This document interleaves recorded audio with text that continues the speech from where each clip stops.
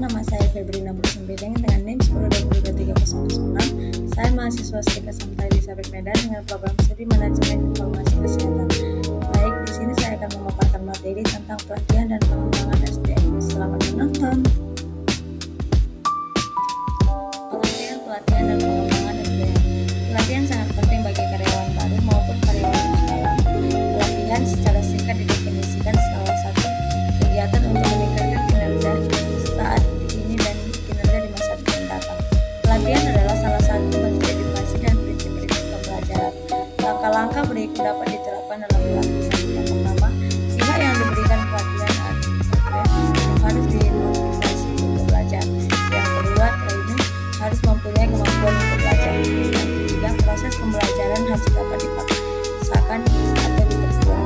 Yang keempat, pelatihan harus menyediakan bahan-bahan yang diperhatikan dan diterapkan. Dan yang terakhir, bahan-bahan yang dipresentasikan harus memiliki arti yang lengkap dan memenuhi kebutuhan.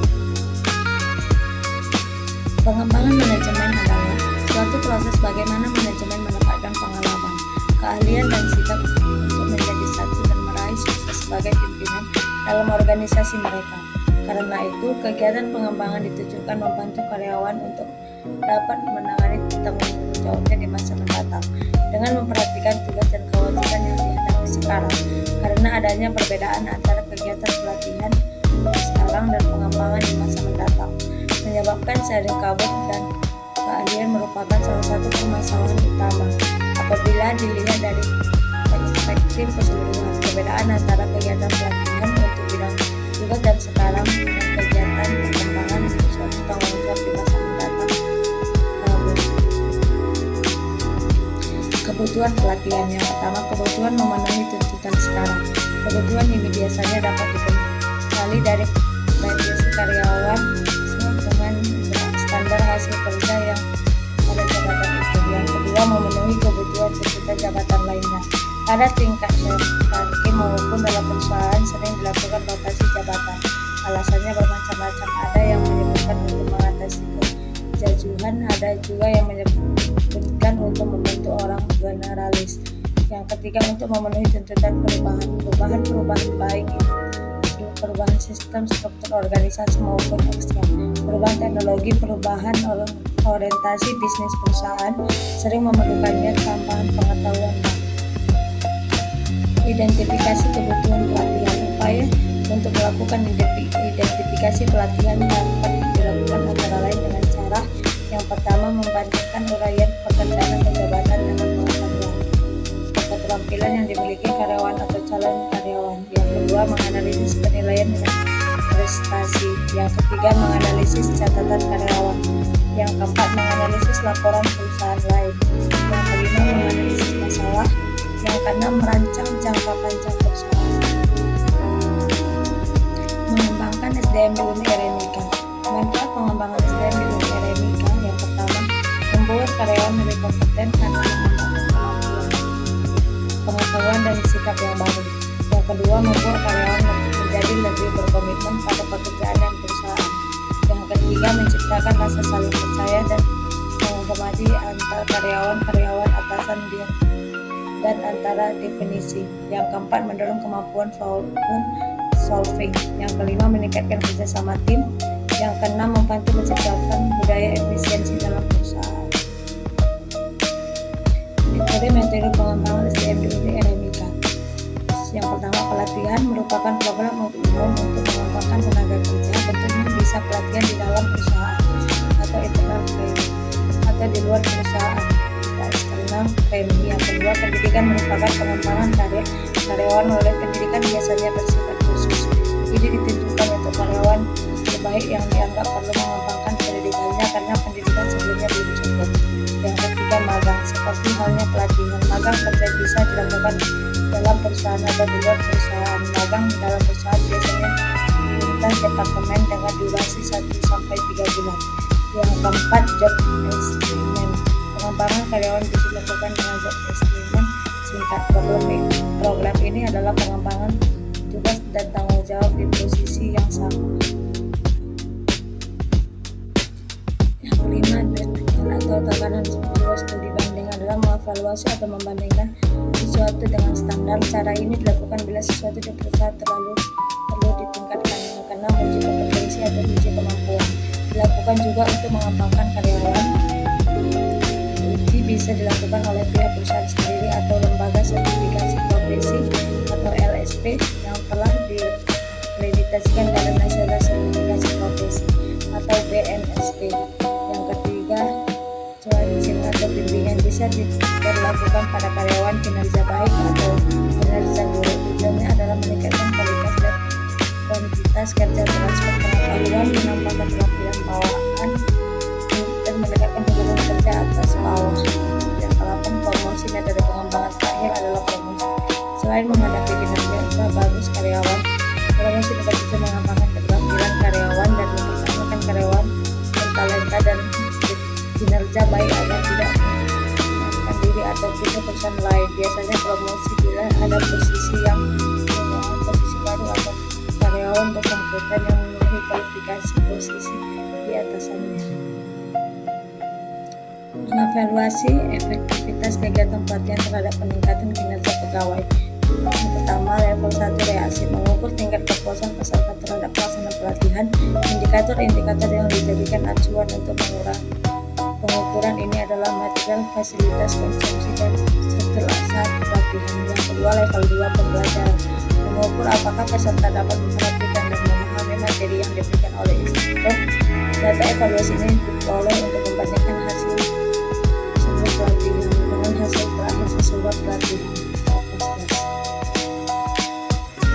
Level 3 perilaku, mengetahui apakah pengetahuan, keahlian, dan sikap yang diajarkan saat pelatihan benar-benar dimanfaatkan dan diaplikasikan ke dalam perilaku serta peserta sehari-hari dan berpengaruh secara signifikan terhadap peningkatan kinerja kompetensi di unit kerja masing-masing. Level 4 hasil, mengetahui apakah terjadi peningkatan performasi atau kinerja organisasi setelah pelatihan. Tujuan dari pengumpulan informasi pada level ini adalah untuk menguji dampak terhadap kelompok kerja atau organisasi secara keseluruhan. Baik, di sini kita masuk soal kasus yang pertama. Rumah sakit sejahtera ingin meningkatkan keterampilan staf rekam medis dalam mengelola data pasien dengan lebih efektif dan efisien.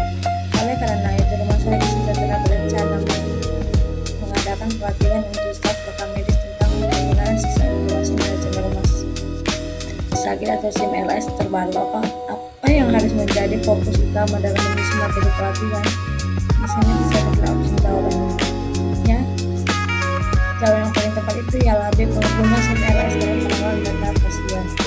Pembahasan dalam menyusun materi pelatihan fokus utama harus diberikan pada pengguna SIM-LS dalam pengelolaan data pasien untuk memastikan bahwa staf rekam medis dapat menggunakan sistem tersebut dengan baik dan efisien.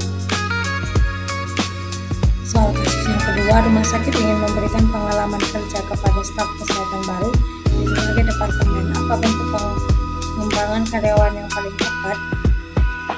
Ini bisa kita lihat opsi jawabannya. Di sini jawaban yang paling tepat itu ialah C, magang. Pembahasan magang dapat memberikan pengalaman kerja kepada staf kesehatan baru di berbagai departemen dan meningkatkan keterampilan mereka. Sekian pemaparan dari materi saya. Jika banyak tutur kata yang salah dalam saya memaparkan materi, saya minta maaf. Saya ucapkan terima kasih. Bye bye.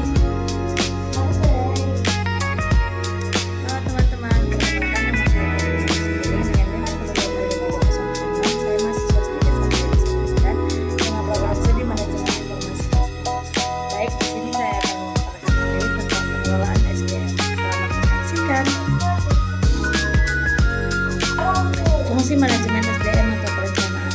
Mengatur tenaga kerja manusia atau sumber daya manusia adalah sulit dan sangat kompleks karena manusia mempunyai berbagai macam jiwa, pikiran, hati, perasaan, status, keinginan, latar belakang sosiokultural yang sangat heterogen dan dibawa dalam organisasi.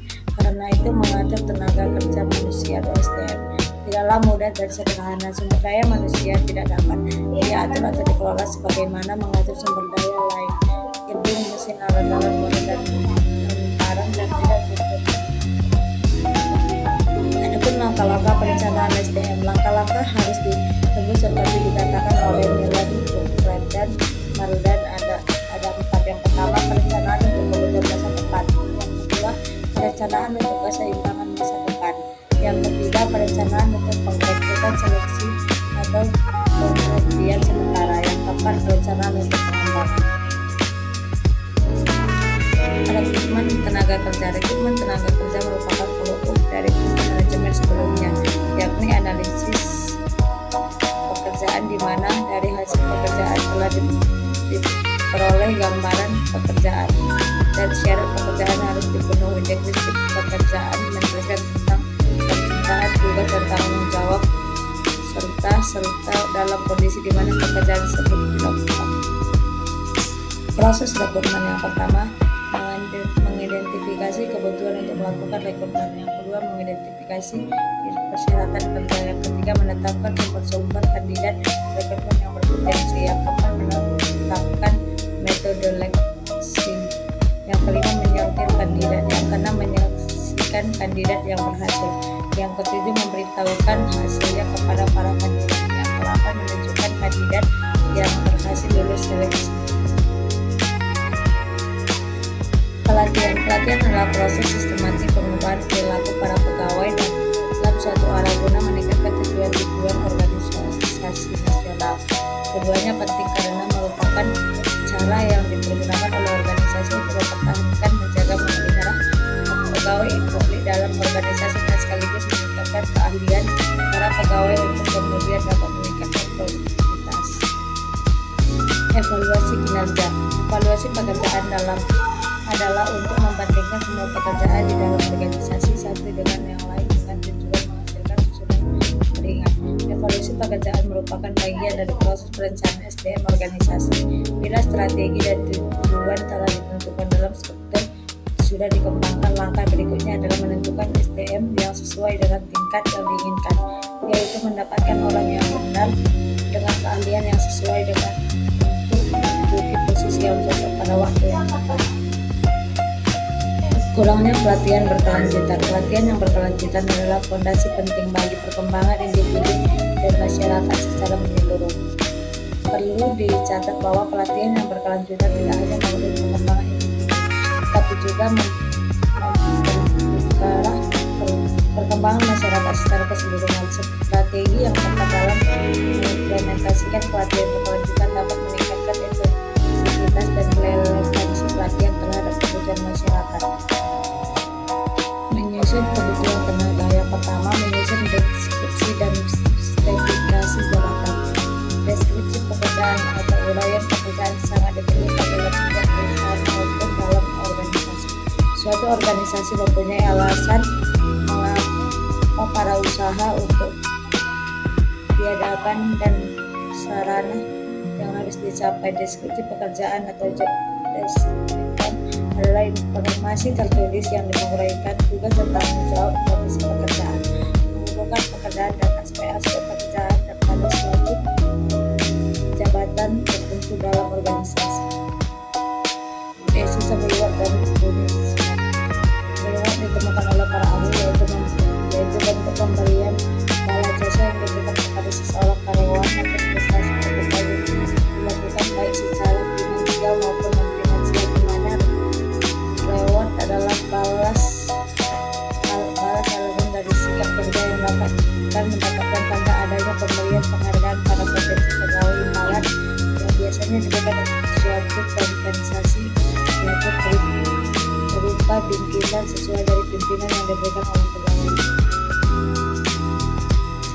Perkembangan sumber daya manusia. Perkembangan sumber daya manusia atau SDM merupakan aspek penting dalam manajemen SDM yang bertujuan untuk meningkatkan pengetahuan, keterampilan, dan kompetensi karyawan sehingga mereka dapat memberikan kontribusi yang lebih besar terhadap kesuksesan organisasi.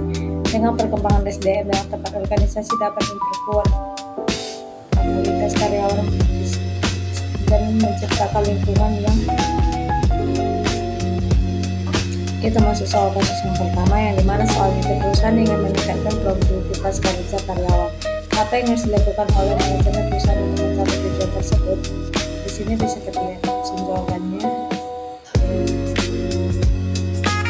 Jawaban yang paling tepat itu ialah B. Mengembangkan program motivasi untuk karyawan, di mana pembahasannya mengembangkan program motivasi untuk karyawan dapat meningkatkan semangat dan motivasi kerja karyawan. Dengan demikian, produktivitas kerja dapat meningkatkan dan perusahaan dapat mencapai tujuan yang diinginkan. Program motivasi dapat berupa penghargaan, promosi, atau kesempatan pengembangan karir.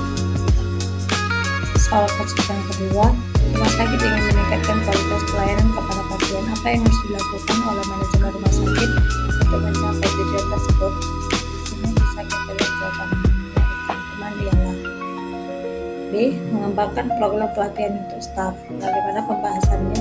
Mengembangkan program pelatihan untuk staf meningkatkan keterampilan dan pengetahuan staf dalam memberikan pelayanan kepada pasien. Dengan demikian, kualitas pelayanan dapat meningkatkan dan pasien dapat merasa puas dengan pelayanan yang diberikan.